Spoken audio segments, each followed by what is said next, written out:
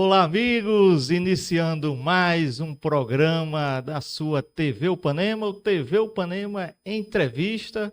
Aqui recebendo mais uma vez hoje o grande Diogo Mendonça. Seja muito bem-vindo, meu amigo Diogo. Obrigado pela sua participação em mais um programa. Bem-vindo, Diogo. Fala, Silva. E aí a todos os nossos conterrâneos aí que nos estão assistindo.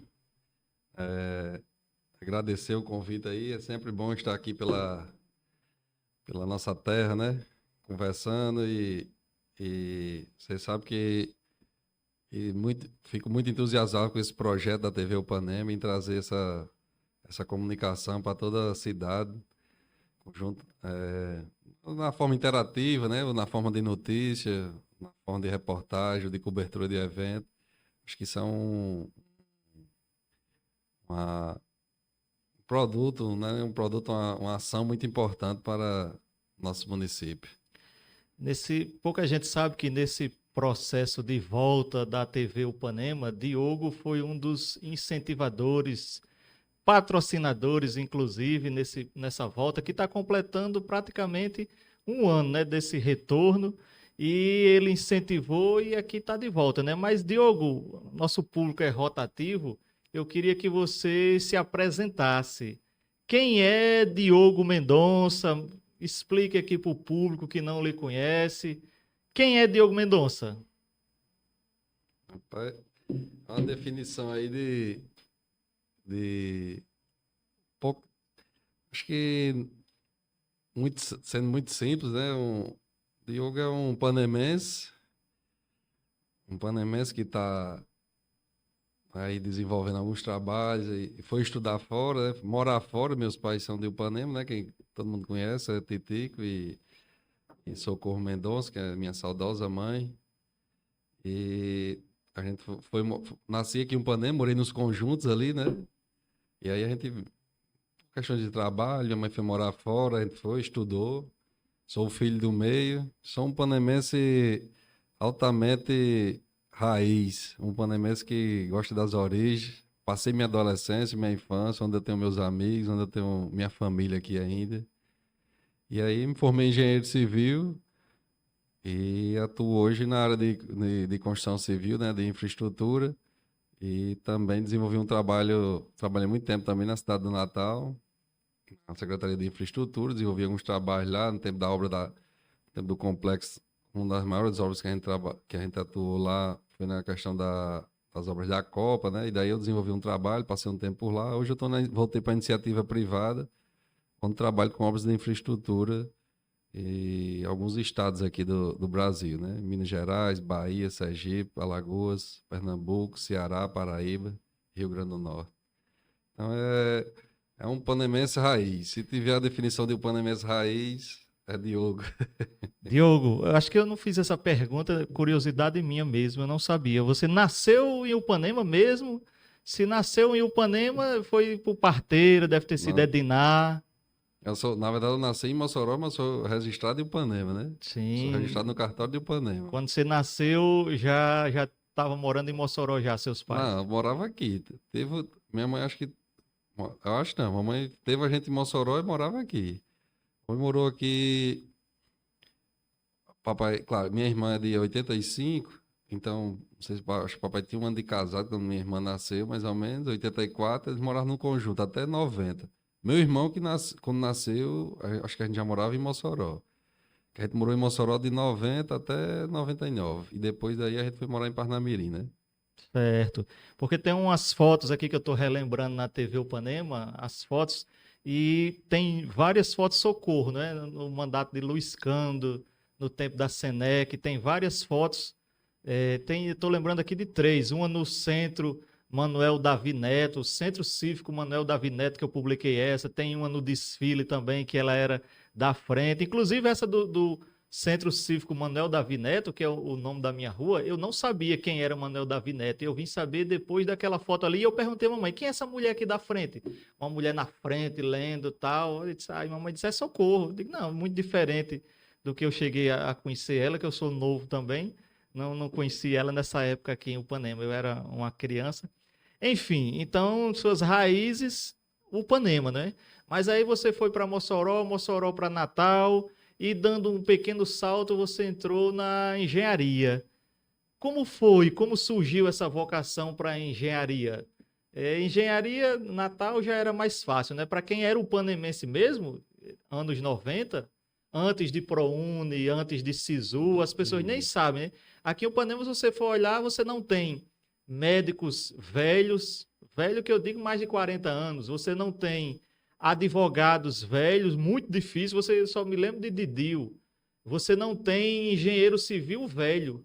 Porque assim, você só tinha os cursos que existiam na UERN. Década de 80 e 90, você tinha que se limitar aos cursos da UERN e tinha direito, mas era muito difícil. A concorrência, quando eu mesmo fui fazer história, a concorrência era muito grande. Natal já era mais fácil. Então, como surgiu essa vocação para engenharia civil? Hum, Na verdade, eu tinha vocação para engenharia, né? Eu, inicialmente, eu tinha uma influência muito grande de um primo de... Ele é filho de uma irmã da minha avó, Expedita, que ele é formado na UFPB e é um engenheiro da Peugeot na França, né? Teve uma seleção no Brasil e ele foi selecionado dois engenheiros no Brasil. E ele é formado na UFPB, ele é engenheiro mecânico da Peugeot na França. Hoje ele trabalha como executivo de uma multinacional e acho que mora na Inglaterra. E é um cara que se destacou muito. Então, assim, eu tinha ele como referência na área da engenharia. Tanto que eu sou formado no IFRN, no antigo Cefet, em técnica e mecânica. E quando eu passei no vestibular era para engenharia de materiais. E aí eu ia tentar para essa carreira. E papai sempre trabalhou com parte. Papai tinha caçamba, caminhão, com obras e tal. Então, assim, eu já estava na engenharia e percebi que eu acho que a engenharia civil teria mais um campo de trabalho, né? Um campo de trabalho mais próximo aqui. Dentro das engenharias, eu acho que aqui que tem mais disponibilidade devido até à característica, né? Costumo dizer que a engenharia civil, a gente trabalha um almoço de R$ 12, uma quentinha, a um equipamento de milhões. Então, é uma cadeia produtiva absurda. Ela pega muitas etapas. O cara que produz um equipamento, é um pré-moldado, é um fornecimento de insumo e tal. Então, é uma cadeia muito grande. E aí, com, já na FRN, eu tentei reingresso, não consegui, e depois me formei na UNP com engenharia civil, já tinha cursado quase todas as disciplinas lá e fiz um reingresso. E aí, e aí me formei e também começou com o estágio que eu fui para a Secretaria de Obras, né, de Natal. Eu estava pesquisando um estágio que não consumisse muito tempo, né, e eu conseguisse trabalhar, que eu sempre trabalhar com o papai. E aí a gente tinha máquina, essa e tal. E daí, quando eu entrei na secretaria, e foi como se diz, eu fiquei inserido ali naquele contexto e eu achei que a engenharia civil seria uma oportunidade. E aí eu fui para a engenharia civil. Eu abri um parênteses aqui, você falando de que não tem, assim, o Panema tem um engenheiro, acho que o mais antigo, que é filho do Panema também, que é Doriano, né? Doriano é um engenheiro um dos mais antigos e no mercado aqui, tanto no mercado, acho que norte, nordeste, é um engenheiro que teve muita posição em grandes obras e à frente da construtora, uma das maiores construtoras que chama IT, né? E falando nesse mesmo coisa, abrindo um parênteses, que você entrevistou o Luizinho aqui, Luizinho Seu Lopes, tem um fato interessante que a gente estava lá na UFRN, o setor da engenharia, o setor 3 e 4, e tem uma cantina lá. E a gente lá sentado nessa cantina, estava eu e Rodolfo de Maísa, sentado nessa cantina, quando o Luizinho vai passando. Aí eu chamei ele, disse, ei Luizinho, aí ele não me conheceu, porque Luizinho acho que é da geração do meu estilo, né? Aí a gente se identificou, disse Rodolfo de Maísa, aí na época era Rodolfo, era eu, meu irmão, minha irmã, a Glenda já estava saindo. Então todos da UFRN. Eu acho que tinha mais alguém que a gente disse a ele. Aí ele disse, rapaz, tem essa ronda de Ipanema na UFRN? A gente disse, tem, tudo aqui de Ipanema, estamos aqui batalhando. Aí ele disse, a UFRN agora vai mudar, que começou a chegar gente de Ipanema aqui. Eu não sei se ele lembra dessa passagem, eu acho que não, porque é muito remoto. Então eu encontrei com o Luizinho, que é uma capacidade, né? Um cara que é um panemense de destaque, né? Que batalhou e conseguiu as coisas através do estudo, sem uma influência que praticamente só dependeu dele e do esforço dele, né? Não, Então foi basicamente essa trajetória aí. eu quero deixar claro o que eu quis dizer, né? Para o público em geral, para a maioria da população, para os jovens de Upanema, daqui de Upanema mesmo, eram pouquíssimos os que tinham acesso a ir para Natal. Não, Porque se você quisesse fazer direito, medicina, basicamente era em Natal. Então, doutor Dorian, o pessoal do Poré, é cheio de médico, de doutor mesmo. Mas por quê? Porque todos eles, uma família abastada, uma família rica, e todos tinham condições de ir para fora estudar. E a maioria do público em geral aqui, eu estou falando 90%, mais de 90% da população, não tinha acesso, famílias, para ir para fora, né? Para estudar fora. E ainda com relação ao doutor Dorian, eu sou a favor, inclusive, futuramente, de colocar o nome da barragem doutor Dorian. A gente deveria homenagear alguém daqui. Então, nada mais justo do que essa barragem, eu sei da história, entrevistei ele e tudo. No futuro, colocar Dr. Dorian Jorge Freire, né?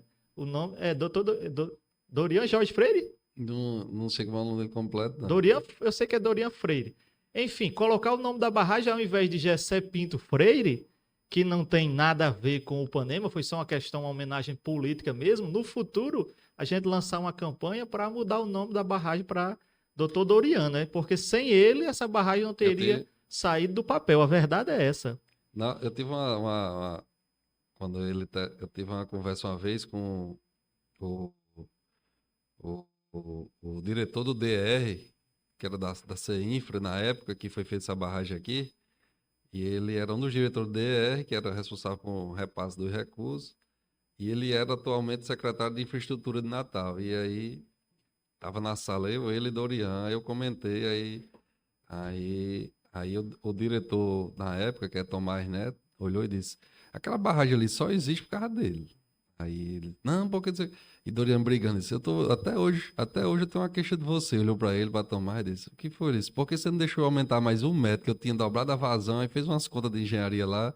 Aí ele disse, não, você queria mais um repasse financeiro. Aí começou uma briga, não, até hoje eu tenho essa queixa com você. Você era pra ter deixado eu levantar mais 1 metro daquela parede da barragem. Aí começou a discussão, aí comentou algumas coisas técnicas na época lá, e ele disse, e ele contou, reconheceu lá na época o empenho dele enquanto engenheiro, né? Enquanto estava lá, enquanto defensor dessa obra. Que assim, não tenho, não tem, você usando bom senso e razão, acho que foi uma das obras que projetou o Ipanema para frente.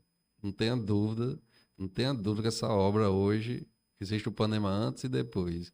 Então, assim, o Ipanema hoje, ele surfa numa onda por causa dessa obra aí. Assim, né? Ninguém vê porque é um empreendimento que está ali, eu acho que muito pouco explorado, está ali guardado e tudo, mas é um empreendimento que, na época da seca aqui, é que abastece a Paraíba. Com Você certeza. vê, isso eu já disse várias vezes, é onde eu chego, você vê o Seridó, já teve governador, Seridó tem 5, 6 deputados federal, Álvaro Dias, Nelta Queiroz, tem aquela turma todinha ali, o caicoense, BMC, que é bairrista, defensor de tudo, tem Currais Novos, que foi de pai de Rolfo Faria, teve a mina Brejuí, a barragem do Seridó está sendo entregue esses dias aí, que é a barragem de Oiticica. Ou seja, o Ipanema com 20 anos atrasado, porque em 2000 o Ipanema tinha um reservatório, tinha o terceiro maior reservatório de água do estado. Isso é estratégico demais. Ninguém só não vê quem não conhece a história, né? O contexto em si. Você vê, hoje está aí, a barragem de Oiticica foi ser entregue 20 anos depois. Você vê a força que foi trazer um empreendimento desse para o Ipanema e projetar a cidade de Ipanema. E por muitos anos, quem abasteceu o Seridó e tudo ali foi a Operação Pipa puxando água da barragem de Ipanema. Certeza. Não, então eu digo isso, que o Ipanema, ela só existe realmente por causa de Dr. Dorian. Quem sabe, quem viveu a época sabe da luta dele. Diogo, e outra coisa, com relação ainda à engenharia, a gente até discutiu há um ano atrás, eu faço essa pergunta, se ainda compensa estudar, fazer engenharia civil hoje em dia, porque dizem que engenharia civil, você hoje se forma para virar Uber, para virar motorista de aplicativo. Inclusive, eu sou da época que eu aconselhava meus alunos, eu faço um ranking lá, pela questão da valorização da sociedade, os cursos mais valorizados. Ah, então vem medicina, vem direito e vinha engenharia. Só que engenharia caiu muito, sabe? Caiu muito no conceito e tem essa história aí de motorista de Uber. Aí essa semana eu vi um corte de um rapaz eu citar aqui no meu podcast Engenheiro Léo, tu nem conhece, né, Engenheiro Léo? Homem, um cara que polemiza, que não ganha uma, sabe? Mas enfim, o nome dele é Engenheiro Léo. Aí ele vai e diz que é mentira essa história de que engenheiro vira Uber. Você não encontra um motorista de Uber que é engenheiro. Aí qual é a teoria dele? É porque o cara simplesmente ele ganhou um diploma. Aí ele faz uma crítica, porque ele é de extrema direita, sabe? Aí ele faz uma crítica à questão de ProUni, a questão de SISU, que levou muita gente para a universidade, mas só que pessoas que só terminam, faz a faculdade particular, de qualquer maneira, termina, tem um papel, um diploma de engenheiro. Mas não é engenheiro, não é bom de verdade. Ele diz que se você for engenheiro de verdade e for bom, você tem emprego. Então, qual a sua teoria? Ainda compensa hoje em 2026, entrando em 2026, ainda compensa fazer engenharia civil? Rapaz, assim, eu sou suspeito a falar porque eu acho que eu escolhi uma profissão e eu digo a todo mundo, né? Foi o que eu aprendi a fazer e eu pretendo me aposentar sendo engenheiro, né? Mas, assim, cabe um contexto aí diante dessa questão que eu acredito que para o profissional bom sempre vai ter vagas. Não é independente de ser engenheiro, advogado, contador, administrador, enfim, porque você é bom naquilo que faz. Então, toda hora tem vaga para gente boa. O que eu acho que aconteceu na engenharia, como aconteceu, acho que tem um fenômeno aí nascendo na medicina, no direito, é assim, é a galera associar que você vai botar um diploma debaixo do braço e vai ganhar dinheiro. É totalmente errado esse entendimento. Não é diploma que dá dinheiro à pessoa, é o profissional. Você pode ter, pô, o cara fez o quê? Fez biblioteconomia, que eu acho que é um curso que ninguém, ó, pouca gente escuta fazer, mas o cara é do museu lá da biblioteca, não sei de onde, um cara safo, de tudo, tá lá, ele ganha muito mais do que um médico que não se preparou para aquilo, que não, aí ele tá lá. Então, assim, às vezes o pessoal costuma muito por referência. E assim, não é o salário não está atrelado ao diploma, está atrelado ao profissional. Se é um profissional bom, é bom. E assim, o que houve na engenharia, que eu acho que foi gravíssimo, você não tenho nada contra, né? Eu abro um parênteses, a estudo à distância, mas começou uma leva de empurrar o profissional a EAD, e ele chega, eu andei entrevistando um engenheiro que ele tem dificuldade de Excel, pô. Então, assim, não faz sentido você formar um cara desse. Podia ser qualquer profissão que o cara tem dificuldade de disciplina básica. A base o cara não tem, né? Então, assim, o fenômeno, né, de Uber, eu concordo em alguma parte do cara, porque, assim, eu acho que a engenharia, ela tá portas abertas. Profissional bom, eu acho que a demanda está muito grande no mercado. Tem toda hora. E, ao mesmo tempo, porque, por exemplo, você hoje existe o piso da engenharia, você hoje jamais um cara formado em direito ou em qualquer outra disciplina aí, fisioterapia, nutrição, vai acessar o mercado ganhando R$ 8.000. Não ganha, não acessa. Não acessa. Você vai para o direito, vai para um escritório ali e ganha R$ 3.500. Você vai para um PSF como um fisioterapeuta, não sei se chega a esse valor. Talvez se chegar a 5.000, acho, não sei. Então, assim, você. Fora a medicina vai no mesmo fenômeno da engenharia, meu amigo. Você não brinca, não, que a escala tá grande, jogando método no mercado. E eu acho muito perigoso, porque fica jogando o médico o- nessas universidades particulares. Nada contra também, mas assim, é o mesmo fenômeno. Com o direito aconteceu isso também. Entendeu? Então, o grande problema do engenheiro virar Uber é a questão de o cara achar que ia botar o diploma, aí você joga ele numa obra. Primeiro, se você não tem a simpatia, você nem fica, porque você chega ali, administrar a obra é uma dificuldade muito grande. Tá? Você vai desde a mão de obra, que a gente tem uma mão de obra que não é muito qualificada, e aí tem que lutar com aquilo, é muita intervenção, é muito desafiador. E assim, a gente compete muitas vezes, o engenheiro às vezes compete muitas vezes com o construtor, Eu tinha um colega que dizia, ó, eu não passo receita para ninguém, eu não faço um júri, eu não receito, eu não faço nada, mas todo mundo constrói. Então, assim, ele dizia que na engenharia tinha muito pitaco, né? E, assim, todo mundo sabe, o cara, você chega para um cara, vai construir, aquele cara ali, você passa 6 meses estudando a disciplina de material de construção civil, você chega para o pedreiro, é 2 carros de mão, um saco de cimento, não sei o quê. Ou seja, para que eu passar 6 meses dimensionando um traço de concreto? Aí você chega, o cara diz, pai, bota 2 carros de mão de areia, um saco de cimento.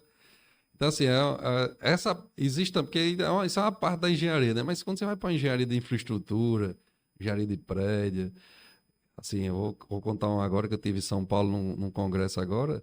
No Brasil, o Brasil hoje tem a maior empresa de exporta hoje conhecimento para o mundo afora sobre construção de arranha-céu. É difícil, ninguém... A FG é uma construtora que está construindo o maior prédio do mundo, né? Que vai ser feito em Balneário Camboriú. Ela estudou tanto, ela já fez tantos arranha-céus que hoje ela constituiu uma empresa para prestar consultoria ao mundo, dizer como é que se constrói um arranha-céu em tempo recorde com a metodologia construtiva top de linha. Então, assim, Só para quem existe é isso da no Brasil área, também, né? só para quem é da área sabe dessas informações, Existe porque isso eu no imaginava que Brasil. era a China, né? Mas você está dizendo que vem do Brasil, direto do Vem Brasil. do Brasil. Ela teve hoje lá, vai ser o maior arranha-céu do mundo, é o Sena. Sena Tower. Pode pesquisar aí que vai ser o maior prédio do mundo. O mais alto. Hoje é em Dubai. Dubai. Então, assim, existe essa engenharia no Brasil. E existe a engenharia no Brasil também, que é a construção da casa popular. Isso tudo envolve engenharia. Então, no contexto, existe muita engenharia no Brasil. Agora, para acessar esse mercado, é muito difícil. É muito difícil você não ter preparo, né, tecnicamente, e você achar que com diploma qual é o requisito de você ter o Uber? É o carro e a habilitação. Engenheiro não é o requisito de... Só o diploma não é só o Não é pré-requisito, requisito. né? Tem que desenrolar, você Não, tem que saber fazer, tem que resolver problema, tem que entender a estrutura básica do curso, que é um cálculo, é entender como é que funciona isso, para que serve uma terraplenagem, para que serve, como é que se comporta um determinado insumo ali Então você tem que entender como é que um concreto é a base do concreto. Então, houve muito esse filamento. Alguns colegas meus hoje, assim, e olha que a geração que se formou entre 2012 e 2014, tinha muita gente boa. Eu tiro assim, até pelo FRN, que era o pessoal contemporâneo lá. E hoje esse pessoal é dono de restaurante. Muitos tinham bagagem da Angola, pô. E hoje são empresários, são dono de restaurante, são dono de porque realmente a construção civil teve aquela queda, né? A construção civil é de ciclo. Teve aquela queda e foi. E aí entrou o advento da galera que achou que ia botar um diploma debaixo do braço e ia ganhar dinheiro e terminou. Acho que, na verdade, até é uma decepção, né? Se a gente comenta isso, tira uma brincadeira e tal, mas quando você... Eu acho que não tem condição. Assim, ou então não era de interesse do cara ele ser engenheiro civil, porque se conformar, ser um Uber ou ir para o Uber e tudo, é porque aquilo ali não lhe empolgou, você não se preparou para aquilo e foi. Eu acho que é mais ou menos por aí. Não, você me lembrou agora uma história, dois pontos. Primeiro, a questão que eu acredito piamente nisso aí. Se você for bom, você arranja emprego, você se destaca. Aí eu lembrei da minha história e lembrei da história que Luiz Lopes, no último episódio, Luiz Lopes contou, né? Que ele foi, antes de ir para pós nos Estados Unidos, teve um concurso da Universidade Federal no Ceará. E ele passou em segundo lugar, só era uma vaga. Então ele foi para os Estados Unidos porque não passou no concurso, que só era uma vaga, ele passou em segundo lugar. E quando ele voltou, aí teve outro concurso e novamente ele fez e passou em primeiro lugar. E quando eu fiz para professor do estado, para o Panema aqui, sabe quantas vagas tinham? Uma vaga, amigo. Não era 2, 3, 4, 10. Era uma vaga. E eu passei em primeiro lugar, porque senão não passava. Depois, acho que foi 2 anos depois, chamaram o segundo colocado em cadastro de reserva. Então imagina aí, você esperar 2 anos ou às vezes nem ser chamado. Então, amigo, se você for bom, tem sua vaga garantida, seja onde for, porque concurso sempre tem, sempre aparece. E aí, voltando, você me lembrou agora do meu amigo André Júnior. André Júnior, que hoje namora com sua prima, não é? A filha de Zé Mário. Sim, André. André Júnior, ele é formado em engenharia, não é? Sim. E eu lembro que quando ele estava para terminar, a gente teve uma conversa, isso já faz uns 10 anos já, eu acho. que eu nunca me esqueci, sim, nunca me esqueci que Poxa. ele faz, que ele disse o seguinte: não, eu vou terminar engenharia, então ele estava na engenharia ainda, e vou embora para Angola, que tem um colega meu, tal, que tem lá, tá trabalhando na empresa e ganha muito dinheiro. Na época ele disse os valores, ganha não sei quantos $1.000, não sei o que, tal. Vou para Angola, passar uns anos lá. Eu disse: você tem coragem? Disse: tenho. Passar uns anos lá, fazer o pé de meia e vir embora. Mas não deu certo, né? Eu até vou perguntar a ele depois esses sonhos aí, se você sabe o que Não, aconteceu, que hoje ele está fazendo medicina, né? Ele é, abandonou engenharia civil e está fazendo medicina, eu né? acho que eu acho não, ele se Não, ele se formou, formou em engenharia formou em civil. engenharia civil, né? Hoje Foi. assim, eu falo assim, é um caso que eu mando, acho que é, às vezes até perfil, né? Não sei se, às vezes, é como dizer, a engenharia ela é muito, é uma coisa, assim, de você, a vivência, quando você começa ali, você resolve problema toda hora. Então, assim, a engenharia civil é muito pior, no caso que eu diga, no sentido de, por exemplo, a engenharia civil, a gente costuma muito dizer que a gente é a única engenharia que não faz protótipo, né? A engenharia mecânica vai lançar um carro, né? Testa. Testa. O cara, um componente eletrônico, testa. A gente não testa, a gente arma um canteiro e pega um desenho no papel e começa a subir. Vai dar certo? É para dar.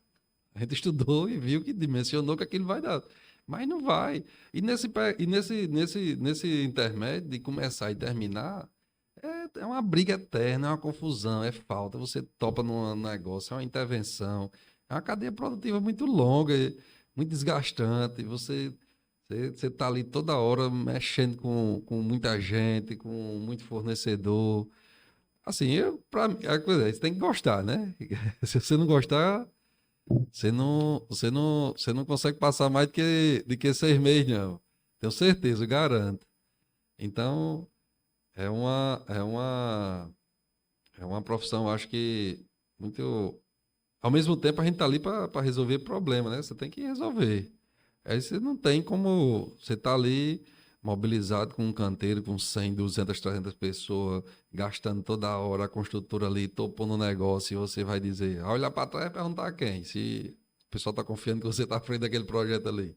Então quem sabe faz ao vivo. Você tá ali, aí, eu tô aqui, eu tô construindo isso aqui, vai aqui, vamos para onde? Aí você equilibrando, tem um triângulo de ferro que é muito, tempo, custo, o custo e a qualidade. Você tem que manter ali. Se hoje você não manter esses três parâmetros, é muito difícil você permanecer no mercado. Para tudo, né? Você vai construir uma casa. Se você não tiver qualidade, não tiver o preço de vender bem e não construir no tempo certo, você só vai fazer uma ou duas.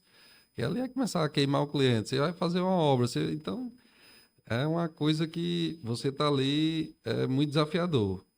E assim, a questão da Angola, né? Vou abrir um parênteses, né? Que a Angola nesse contexto, quem ia para Angola, meu amigo, tinha colega meu que rodava 500 quilômetros para chegar na cidade. Você fazendo obra 500 quilômetros, apesar de abastecer um carro, um negócio, você tinha que rodar 500 quilômetros. Sem infraestrutura zero, ou seja, ou você sabia fazer ou você não fazia nada lá.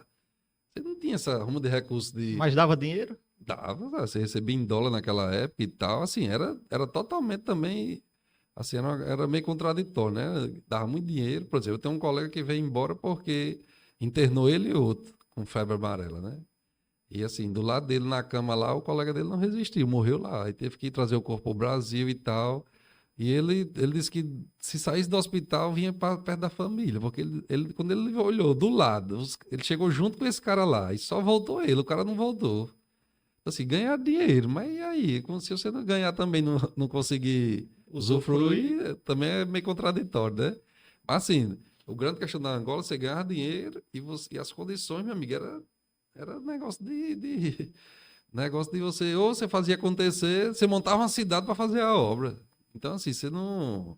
Então, isso pro currículo do cara, você tinha que saber fazer. Se você não soubesse fazer, você não ficava nem um mês lá, não, porque tudo era difícil, longe de casa, tudo não, era meio desafiador. Você aprendia vida e aprendia engenharia lá. Diogo, você entrou no mercado de trabalho no setor público, né? Como foi essa experiência lá na prefeitura de Natal? Primeiro, essa pergunta, e depois a questão da engorda, a engorda lá de Ponta Negra. Aquilo ali foi culpa sua, responsabilidade Não. sua? Eu sei que não, você já tinha saído já. Mas me conte aí como foi sua entrada no mercado de trabalho, na secretaria lá em Natal, E depois a questão da engorda, para a gente falar um pouquinho desse problema. Na verdade, eu tinha um estágio intermediário. Como eu ia mudar para engenharia civil, comecei a pagar disciplina de engenharia civil. E tinha um estágio que eu precisava pagar, porque antigamente, não sei se, mas acho que hoje deve ter, existiam os pré-requisitos, né? Você passava de uma disciplina para outra, e eu tinha que cursar esse estágio. Aí eu disse, não, esse estágio. Aí eu fui na secretaria atrás de de um negócio lá, numa declaração lá para fazer uma questão de resíduo sólido, que aí também desencadeou até outras coisas depois dessa declaração. Aí eu fui na secretaria e eu ia saindo e tinha um cara lá que foi muito, um motorista de Caio Múcio da Rocha, Pascoal, um cara 100%. Foi muitos anos diretor do DR, muito ligado a Vilma, a Raimundo Fernandes. Aí eu disse, aí, se eu precisasse de um estágio aqui, eu consegui. Eles consegue, traga um currículo aí e deixa aqui que a gente bota você aí. Associei eles, soma aqui é a prefeitura. Aí eu venho aqui de manhãzinha, no instante eu faço aqui meu meia hora aqui, não vai ser muito cobrado, diferente da empresa. E eu continuo, porque eu sempre tinha. Papai tinha caminhão, essas coisas, e eu continuo lá ajudando a papai, as coisas, trabalhando e estudando. Achei que não ia consumir muito meu tempo. Aí eu deixei lá, entreguei a ele.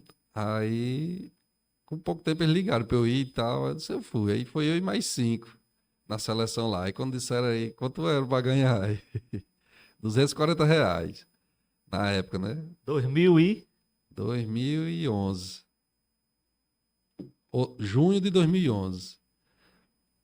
Aí era R$ 240 a bolsa lá do estágio e tal. Aí dos 5 só ficou eu e outro. E o outro só foi de uma semana. E ficou. Aí eu fiquei lá no setor, trabalhando com um cara lá. A gente era do setor de conservação.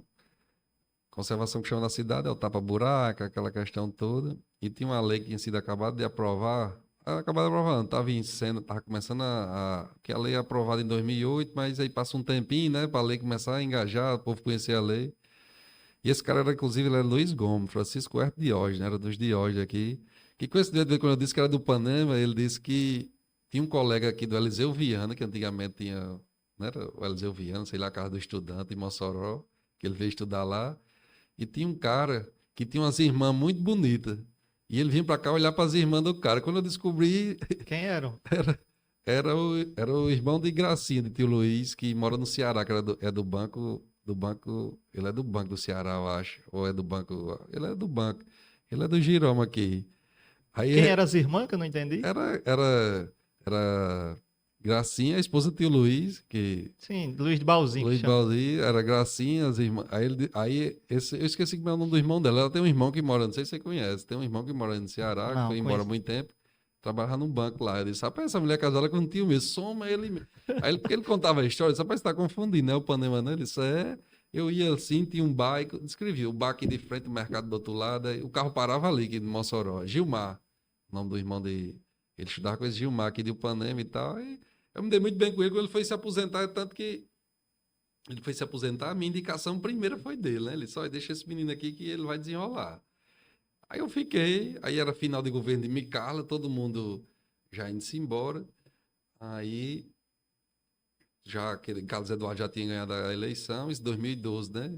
Eu comecei em 2011 o estágio, em 2012 eu fui nomeado por cargo lá, em março de 2012. Aí quando foi em dezembro, não tinha ninguém mais, ninguém, né? Não aparecia ninguém lá. E coincidente, o pessoal da transição do Carlos Eduardo chegou lá, na secretaria que eu estava de junto. Aí perguntaram, você trabalha aqui? Eu disse, eu estou aqui porque eu estou juntando uns arquivos aqui que eu estou saindo, mas era o quê? Eles, não, porque a gente é da transição e tudo, e a gente queria tem alguma pessoa que pudesse atender a gente aqui? Eu disse, rapaz, não tem ninguém, tem eu aqui. Aí fui eu atender a eles, e coincidentemente eu tinha todos os contratos, eu tinha tudo que era meu setor lá, eu arrumei tudo e deixei lá. Podia ser que alguém viesse, quisesse saber o que era que tinha de contrato em andamento e tal.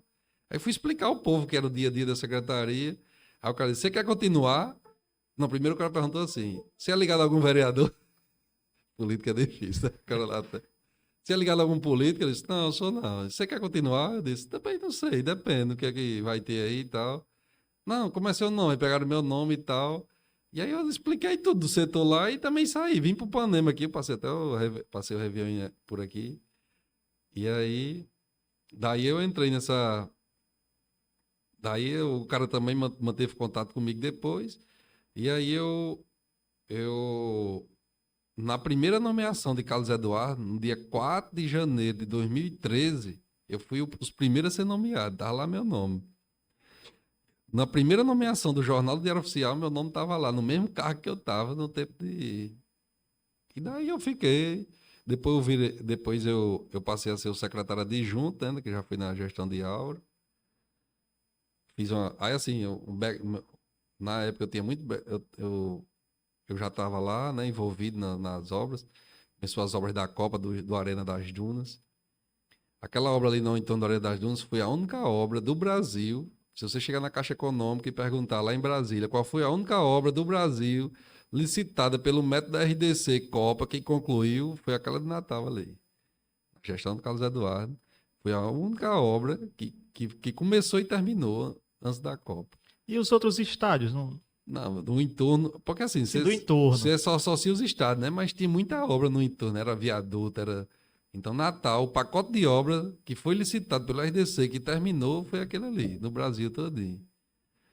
E aí, quando eu comecei aí eu estava já inserido no contexto das obras e tal, e achei que também já estava no tempo e queria voltar para a iniciativa privada. Eu sempre tive empresa também nesse tempo, né? Junto com meu irmão e meu pai. E aí voltei para a iniciativa privada. No final de 2012, mandei um pedido de exoneração. Eu fiz um pedido, mandei para a SEMAD lá, informando que só ia trabalhar até o dia 31 de 2012. E aí voltei para a iniciativa privada.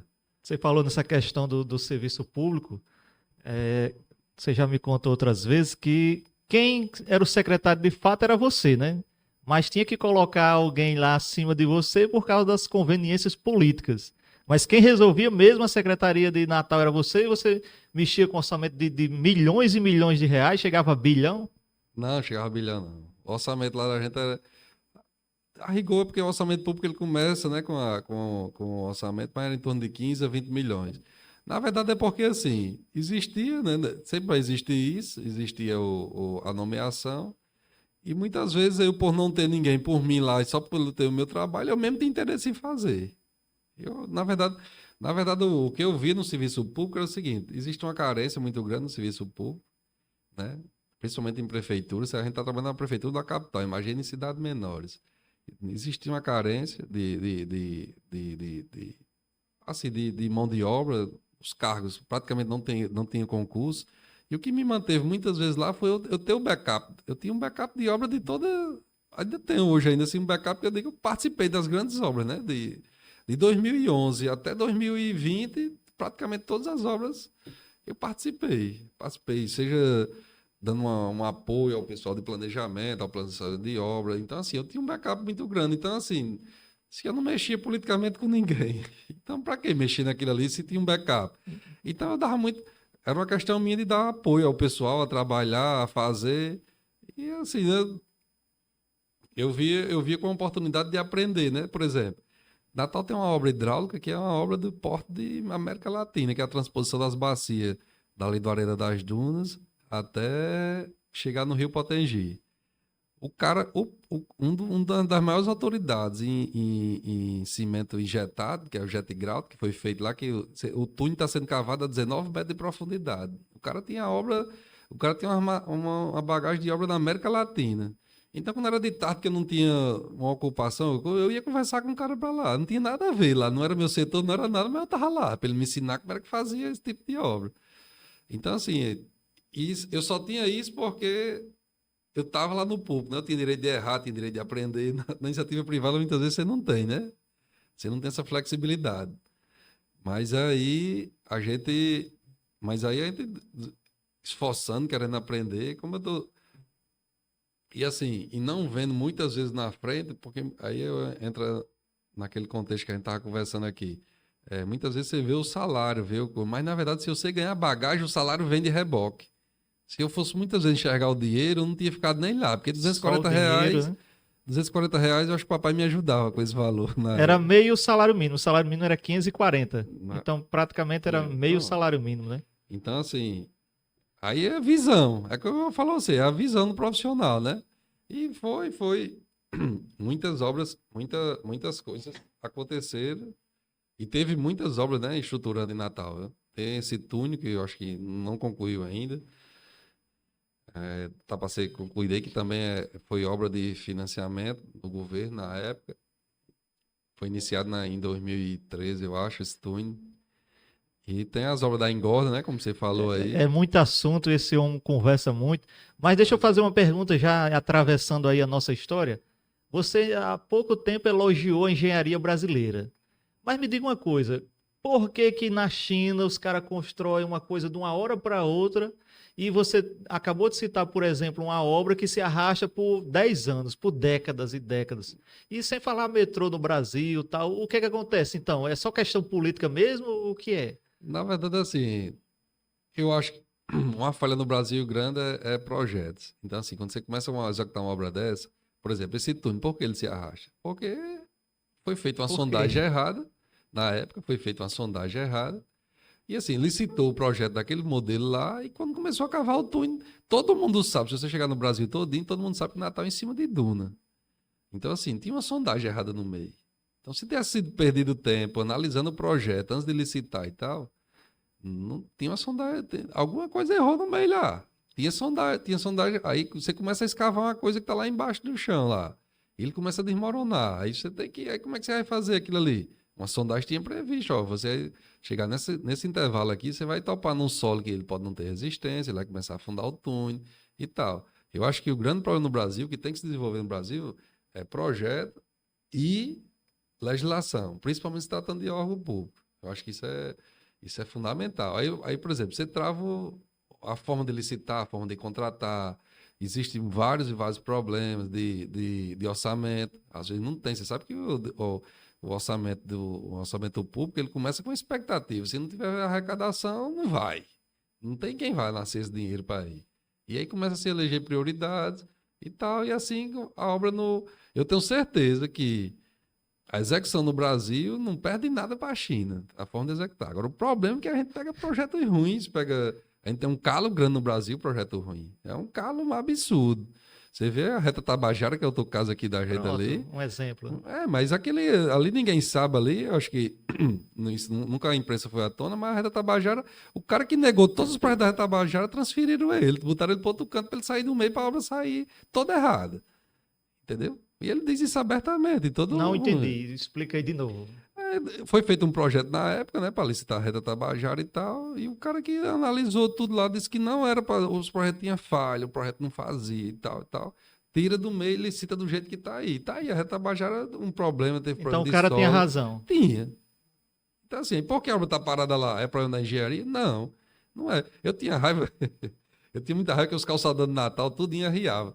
Aí o povo dizia, vamos chamar os cabos de Alcaçuz, vamos chamar não sei o quê. Eu chegava na entrevista, eu digo, pode chamar. Ah, o cara construiu o Forte do Rei Mago, tá lá em pé até hoje. Esse Pois calçador é. todo dia cai, eu digo.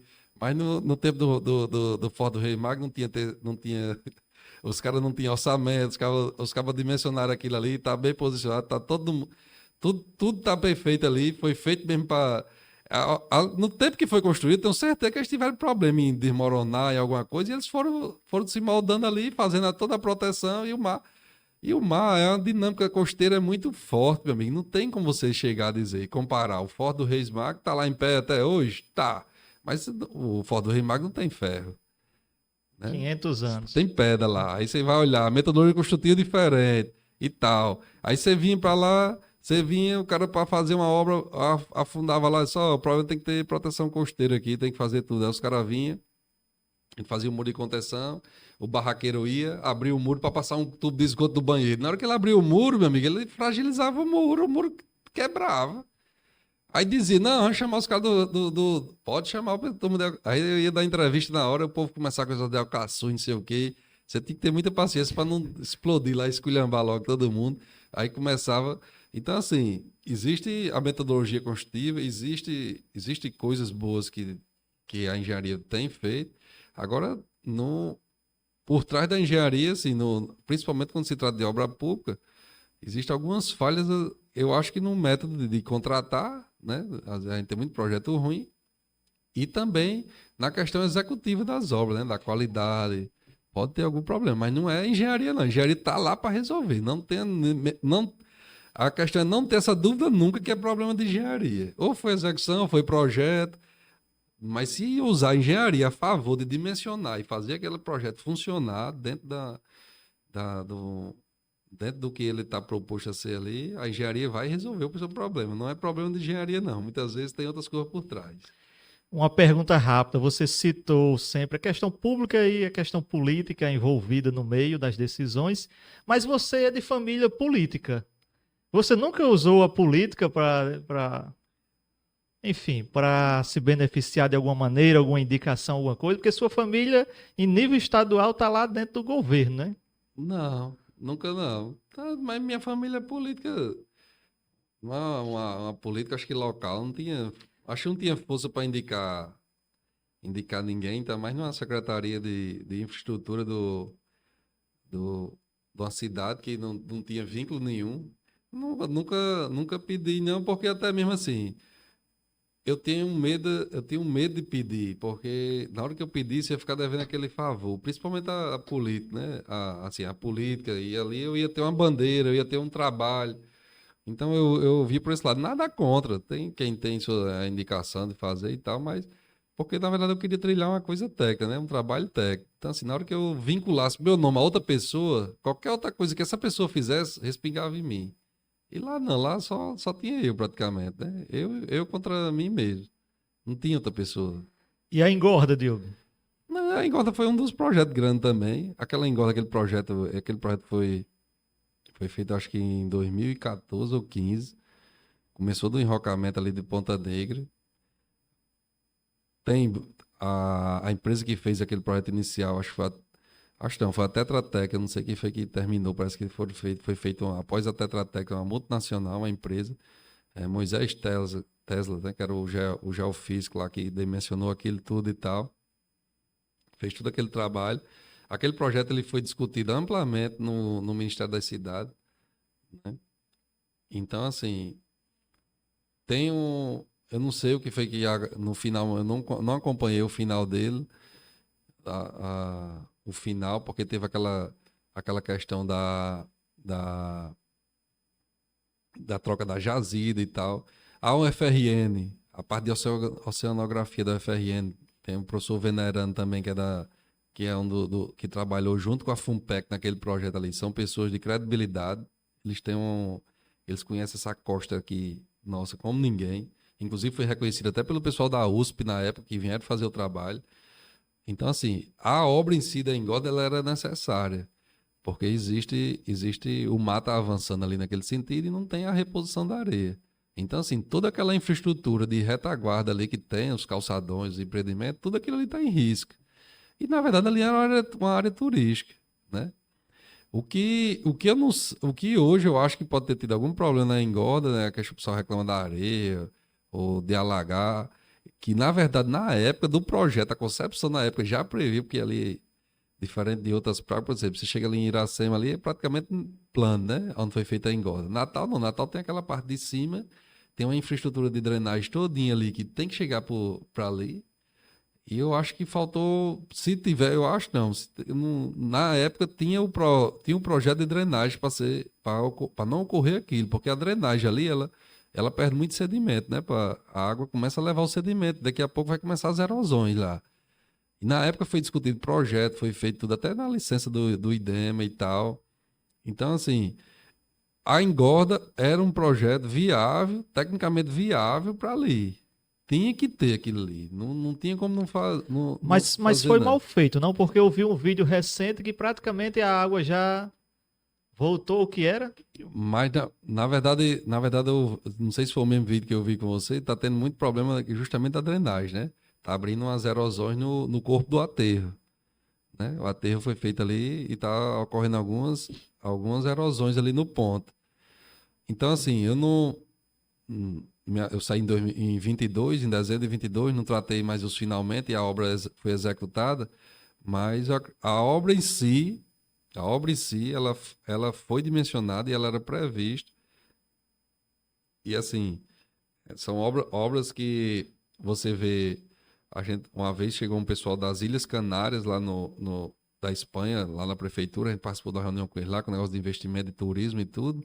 Lá, esse tipo de obra, lá eles ficaram brincando pelo valor da obra que a gente citou na época, era 40 e poucos milhões, 50 milhões. Eles disseram, não, isso aí a gente faz com iniciativa privada. Por quê? Porque o turismo traz dinheiro para dentro das ilhas lá. Eles foram claros com a gente. Então, assim, a obra era tecnicamente viável e tinha retorno, sim, para a cidade de Natal. Agora, não, aí tem algumas questões lá eu acho que da execução, que o pessoal está questionando da areia, não sei se a jazida.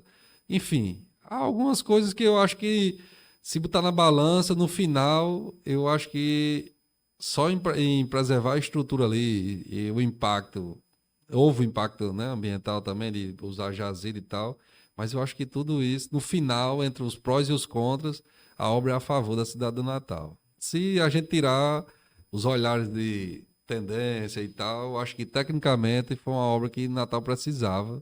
Quem conhece Natal ali sabe que aquele calçadão estava todo condenado ali e tinha que existir aquilo ali. Então ia ser uma eterna dificuldade, né, de gerenciar aquilo ali, a infraestrutura. Diogo, vamos para outra área aqui. Estamos chegando já a quase 1 hora de programa. Me diga uma coisa, vamos falar um assunto local. O Panema deve muito à engenharia civil. Nós temos empresas que, estou me referindo à CLC e à CLPT, que apesar da sede não ser aqui, mas os seus proprietários são upanemenses, né? E levam muitos funcionários de Upanema. Eu não tenho nem noção, se eu não me engano, até recentemente eu perguntei a alguém me falou que tinha mais de 500 funcionários na CLC de Upanema, né? Espalhados pelo Brasil afora. Eu queria que você comentasse inicialmente, de forma geral, que você trabalha na CLPT, mas tem contato e conhece esses bastidores, o tamanho dessas duas empresas de Upanema, podemos dizer assim. Rapaz, é uma parcela significativa, viu? Estadual, no estado, né? Assim, e se transformando para Norte-Nordeste.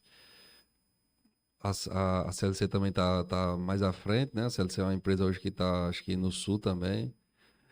No sul, no sul, acho que, se eu não me engano, acho que até Mato Jorge tinha Grosso. falado que acho que estão em 18 estados, eu acho que é 19 estados. Então, assim, estadualmente, no estado, eu acho que estão entre as 5. No estado, eu acho. É possível que das 5 maiores, acho que as duas sejam com descendência de Upanema. Eu acredito, assim, tem na área de infraestrutura, né? Porque tem as incorporadoras, tem grupo econômico. Assim, para dizer imposição, muitas vezes pode ser que no Brasil as grandes construtoras estão dentro de road, né? De grupos econômicos. Os caras estão. Então, assim, é muito difícil comparar. Mas em termos de obra, hoje se destaca muito, principalmente a CLC está mais à frente, né? Com maior volume de obra, né? CPT está em Minas Gerais, Bahia também, está executando algumas obras da Bahia aqui e Nordeste, mas é uma particularidade de Upanema, viu? Eu acho que poderia ter algum projeto aqui em Upanema para formar uma mão de obra prática mesmo, Técnica, de né? técnica, que hoje é muito carente. É Mas uma boa não ideia. tem Cursos técnicos voltados para essa área. para essa área, porque assim, são Porque duas empresas que se destacam hoje aí. E quem Hoje conhece a aí, CLC até porque sabe que você começa lá como peão e se você for bom eles têm mesmo, isso forte, você cresce, né? você lá cresce, né? Então É, são assim, né? É difícil comparar, mas eu acho que em termos de estrutura, assim, de equipamentos, de pessoal e tal, é capaz não entre as 5, não, entre as 10, eles estão. do Brasil? Não, no estado. No O Brasil estado? é. O Brasil é, Não, o porque Brasil eu acho que saiu queria. na revista Empreiteira aí, eu acho que não. Acho que a CLC que está a um porte maior não chegou, eu acho que entre as 50 E na é, revista bicho. Empreiteira. Aí assim, eu acho que em volume de obra pode até ter, mas o grande problema é que, por exemplo, você pega um MRV. Meu amigo, os caras têm banco, É, mas tem, 50? Mas 50 no universo do Brasil é muito grande, pô. Não é pouco, não. Você pega uma Queiroz Galvão da vida, que vai do agro a. Então eles começam a ser grupo econômico, né? E quando você vai para valor financeiro, ou essas empresas elas estão. Você pega um Andrade Gutierrez da vida, um Acrasa Não, da porque vida. eu queria, Diogo, que você contextualizasse agora a questão da Vaza Jato, porque a gente escuta falar. Peraí, vamos devagar. A questão da Vaza Jato que quebrou as empreiteiras do Brasil todo, quebrou Odebrecht e quebrou tantas outras aí. Então, eu imaginava que o crescimento dessas nossas empresas aqui se deu nesse contexto, de 2014 para cá. Se você for olhar, elas cresceram de 2014 para cá. E abrir o Então, mercado. assim, esse mercado ele ficou mais aberto para o surgimento dessas outras empresas por causa desses problemas políticos. Mas aí, assim, abriu um certo mercado, né? Assim, pulverizou mais um pouco, abriu aquela concentração dos grandes projetos, principalmente na área de rodovia.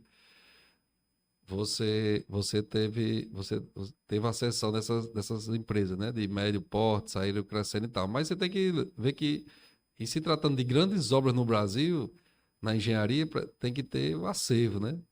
Acervo técnico, você tem que construir. Esse acervo estava na mão desse povo, né? O acervo operacional das grandes hidrelétricas. Hidrelétrica, eu acho que hidrelétrica é um porte de obra que eu acho que, não sei se com essas energias renováveis, a gente vai ter mais. Vai ser interessante construir, mas uma construtora que constrói uma hidrelétrica, ela é o Oscar pra gente. Não vai ter uma construtora. Aí, por exemplo, você chega na andar de uma Queiroz Galvão da vida, uma OAS, a Odebrecht. Esse pessoal, eles têm hidrelétrica no currículo dele, no portfólio deles, tem barragens, tem tudo. Então, assim, eles é um tipo de construtora, de infraestrutura, que ela tem muito mais, tem uma bagagem muito maior. E, assim, se tratando hoje da CLC e CLPT, né, que são as duas que estão aqui, praticamente a cartela deles é rodovia, né? É rodovia. Não tem, assim, é rodovia, é ponte, é Como é que viaduto. funciona? Então, assim, essas outras construtoras grandes que você está aí no Brasil, os caras fazem hidrelétrica, os caras fazem petroquímica, os caras fazem parque, faz, como é que se diz, esportes, viaduto. Então, assim, Então você você tem acha que. uma obra de um aeroporto, dá 50 obras de rodovia, dá não sei quantas mil obras de rodovia. Então, assim, a bagagem técnica, né, a cesta, vamos dizer assim, a cesta dessas grandes construtoras aí, Lava Jato e tudo. Aí, por exemplo, aí na hora que houve uma pulverização, como você falou, aí, por exemplo, na hora de a CLC, por exemplo, como a CLPT, ela entrou na área de rodovias. Já comeu uma parcela desse pessoal, que eles fazem também rodovia, mas eles fazem barragem. O Porto de Suape, agora, a Andrade Gutierrez está ampliando uma obra de não sei quantos bilhões aí. A de Belo Monte lá é quem? Aquilo ali deve Ali ter era um sido. consórcio. Ali deve ter sido Um muito consórcio dinheiro. da empresa. Pronto, aí por exemplo, aquelas empresas que estão lá, que tem aquilo ali na cesta deles, de portfólio, são grandes construtoras, entendeu? Então, assim, aí como a CLPT, que é a CLC no caso, hoje optou por fazer obra de rodovia, né? Eles fazem muita rodovia, De alguma viaduto. vez. Eles são especialistas, eles estão praticamente, acho que a cartela de contrato deles, não conheço assim tão próximo, mas eu acho que é só rodovia. Você vê, a Gaspar, que é outra construtora grande aqui do estado, ela faz ponte, faz rodovia, faz parque eólico, faz todo tipo de obras grandes de infraestrutura, hotéis. Então, assim, já tem outra cartela, é uma construtora muito sólida também e grande aqui do estado, né? Aí tem a da outra construtora do estado, que é a 2A, tem a parte de infraestrutura, de parques eólicos, que eu acho também, eu não sei, eu não me lembro, não sei se a CLC chegou a fazer parque eólico, acho que não. Não ouvi falar, não. Mas hoje o forte deles é rodovia. Então, assim, na rodovia eles têm uma parcela do mercado considerável, né? De alguma vez você me falou que não sabia como eles conseguiam dar conta dessa questão. Você falou 18 estados. Aí você me disse, porque para quem não sabe, Diogo aqui é um engenheiro responsável técnico pela CLPT e esse Não homem sabe. não para, não sei como é que ele aguenta. Vai do gosto realmente da vontade de cada um. Esse homem não para, é pegando o avião direto, rodando, e é menor do que a CLC. Aí você uma vez me disse que não sabia como é que a CLC aguentava, porque o rojão é muito pesado, é muito grande, né? Não, na verdade eu fazia uma comparação, né? A gente é bem menor que eles, né? Assim, de infraestrutura de obra, a gente tem bem menos obra que eles. E eu ficava olhando, e assim, na verdade é porque eu, antes de tudo, eu sou vizinho deles desde pequeno, né? Eu comento muito assim com o pessoal. Assim, a gente morava em Mossoró, mora muitos anos vizinho a eles, e não tinha dia de ele não sair de 5 horas, 4 horas da manhã, 3 horas, até porque o pai dele, que é Nozinho, né, Alex, no tempo que eles tinham obra, então eles saíam muito cedo de casa. Não tem quem tire isso, né? De trabalhar mesmo, E até hoje, até hoje eu dizem acho que que a rotina. se você quiser falar com o Celinho, quiser falar com o Jorge, é 5 horas, 5h30 da manhã lá na CLC tomando café com os trabalhadores. É a hora que você pega eles lá, sabe? Eu Pronto. digo, mas Então é a rapaz, mesma rotina. Então, tá assim, vendo que se eu ficasse rico, eu ia acordar de 5 horas da manhã? não, mas é trabalho, pô. Vai de cada um, né? É um trabalho que, assim, na verdade, você vive aquilo ali, né? Você tem uma visão como a CLPT também, o pessoal trabalha muito ali, praticamente você não vê o cara, ou o cara tá lá trabalhando ou tá com a família, só tem esses dois. Então, assim, trabalho de segunda é uma dedicação. É aquele que eu comentei até outro dia, conversando aqui com você, outro dia, que existe hoje o que a gente percebe no pessoal em relação ao trabalho, que o pessoal não enxerga mais o trabalho como uma dedicação, como uma eu não sei, a subsistência não s- eu acho que o trabalho ele dignifica, né? Assim, ele entrega alguma coisa à sociedade. Antes do dinheiro, antes de tudo, existe o trabalho, aquela rotina sua. Como eu dizia, o povo dizia, eu citei o exemplo outro dia, eu ia aqui, aí eu ia com tia Ceicinha e a gente andando ali para Campo Grande, ela dizia que o Padre Pedro andava isso aqui tudo num lombo de uma caminhoneta velha, rodava tudo. Por que Padre Pedro fazia isso? Eu acho que ele via sentido em alguma coisa, né? De evangelizar, de tudo. Antes do dinheiro, antes de alguma coisa, o cara era estrangeiro, eu acho, né? Você conhece a história? O cara ia parar num negócio desse, amigo, com a ideia de evangelizar isso, rodar dentro do interior desse de pedra, cercar. Então, assim, antes de tudo, ele tinha um propósito. Mesmo assim, Nesse sentido aí, eu cito mais Padre Adelino, né? Que Padre Adelino, há 150 anos atrás, ele rodava, fazia todo esse roteiro que você falou em caminhoneta, ele vinha no lombo de uma égua, pô, né? Então você imagine, um dia ele estava lá no Poço Verde, outro dia estava em Caiana, estava celebrando na Cacimba do Meio, estava celebrando em toda essa região aqui. Eu digo, meu amigo, hoje já é longe você fazer esse deslocamento no carro, já é cansativo. Imagine você vir no lombo de uma égua. Então é complicado isso aí. É questão mesmo de gosto, né? De dedicação, de projeto de vida. Se você. assim, a pessoa vê o trabalho como aquilo ali que hoje o pessoal existe no Brasil, historicamente existe a cultura, né, do patrão empregado e tal, mas na verdade, pô, todos os dois têm a mesma função. Nenhum vive sem o patrão, nem o patrão vive sem um funcionário. E foi criado esse embate, dizer que é para enricar, não sei o quê, mas não, cada um tem que desenvolver sua tarefa. Ninguém nasceu para ser, todo mundo ser milionário, todo mundo nasceu para trabalhar, cada um dentro da sua esfera vai trabalhando, desenvolvendo seu trabalho e vai sendo remunerado por aquilo, né? E quem é bom, vai projetando, vai crescendo. Então, assim, é meio que aquela. É cultural, é meio histórico e é até difícil de se comentar isso, porque muitas vezes tem olhares diferentes. E assim, vou contar outro caso aqui. Existe né, questão de você dedicação ao trabalho, já que eu acho que faz parte do assunto que ele está comentando. Tem um panemense aqui que eu dei escutando a conversa dele, ele nunca mais tinha andado. Ele é do pessoal de Beatriz ali, Cizinho, eu acho, ele é enfermeiro em Natal. E ele contando que todo mundo achava ruim quando ele ia dar o plantão dele, porque se faltasse bolacha, ele comprava bolacha, botava lá. Ele comprava uma resma de papel e botava lá. E ele dizendo que muitas vezes o povo chamava ele de babão, chamava de tudo, mas na verdade quem estava certo era ele mesmo, porque não era que é babão, ele chegava para dar um plantão. Aí ele disse que já tinha saído de casa pagando tudo, transporte, podendo estar com a família dele, estar trabalhando. Aí ele ia atrapalhar as coisas, porque ia faltar um papel, uma caneta. um café, um sal que não tinha. E aí ele ficou hoje, todo mundo só queria estar no dia do plantão dele, vai se aposentar. E assim, nunca foi fato para ele pensar que é porque ele fazia aquilo ali por causa do trabalho dele. Muito menos ele esperou reconhecimento. Mas tinha um sentido, né? Eu vou sair de casa, podendo estar em casa, não, vou ficar aqui hoje. Não, porque não tem papel, não vou me mexer. Porque tem não sei o quê. Então, assim, isso é dedicação, eu acho, né? Eu vejo o trabalho como antigamente. Minha visão é antiga de trabalho. Eu acho que tem que existir o trabalho, tem que existir as profissões. Meu amigo Diogo, mais de uma hora já, vamos encerrar e eu vou deixar fazer a última pergunta aqui, não é?